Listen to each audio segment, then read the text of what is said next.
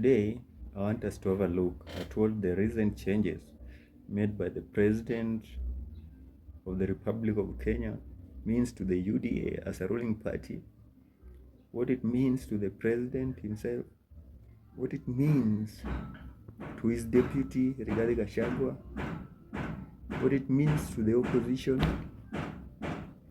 and of course, what it means to the Gen Zs as guys who made this happen. To begin with, if you can recall, the president and many of his allies are on record clearly stating that in their government there will be no form of handshake with Raila. So what did Uhuru have to tell him? Uhuru responded by clearly stating that William Ruto will need Raila more than Raila will need Ruto. So what happened? After a series of protests by the Gen Zs, William Ruto looked overwhelmed. In his government, there was nobody to help him. Those he trusted could not offer the advice he needed. So what did he have to do? He had to look for Raila. What for? To act as a protection, because at this time, the Gen Zs were fearless. The courage was something never seen before. So he had to look for protection.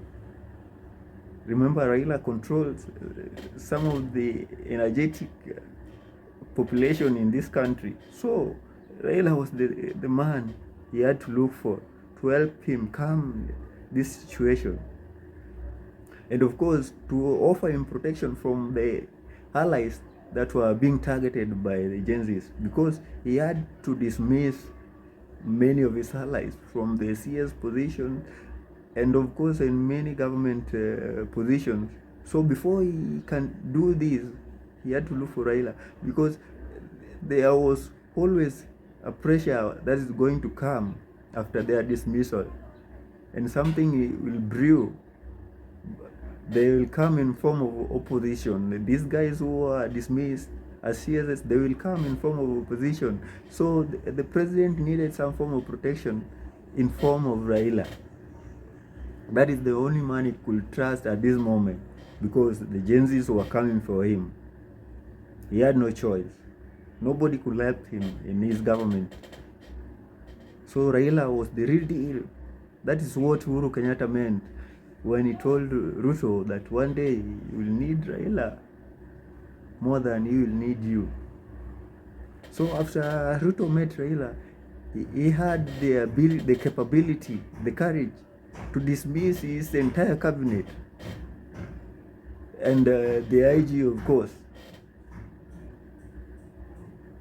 because these were some of the demands by the Gen Zs.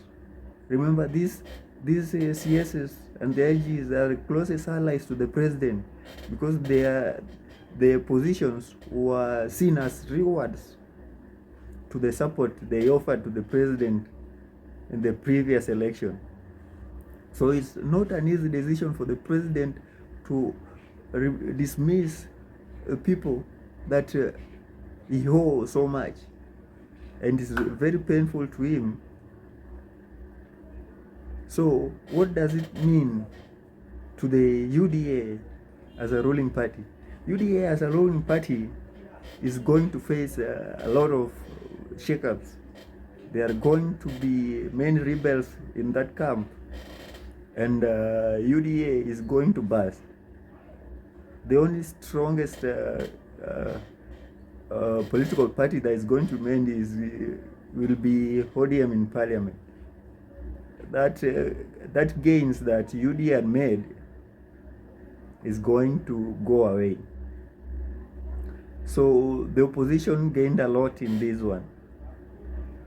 Remember, in the appointments also, the president will have to appoint some of the opposition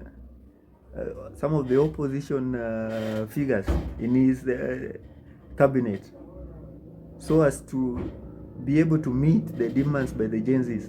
The opposition and the Gen Zs gained a lot in this one, from the dismissal of the CSS, the removal of the IG Jafes Koome, the slashing, the removal of the budget allocated to the first lady and the second lady, all these are gains. And still, there are more to come in form of appointments to the CS position, because definitely the president will have to appoint some of the opposition guys into his cabinet to be able to address the challenge of incompetency, because there are guys who can really help him in the opposition. Someone like Mbadi, I believe he can do something in Ruto's government that will be beneficial to everyone. So the opposition will still continue to gain. If you can remember, before even the protest by the Gen Zs, William Ruto's allies and the deputy president already fallen out. The allies were accusing the deputy president of being incompetent, and on the other side, the deputy president was accusing some of the closest allies of the president of sabotaging his work. So William Ruto failed to put his house in order.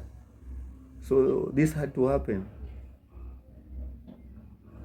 So what does this mean to Gachagua now that it has happened already?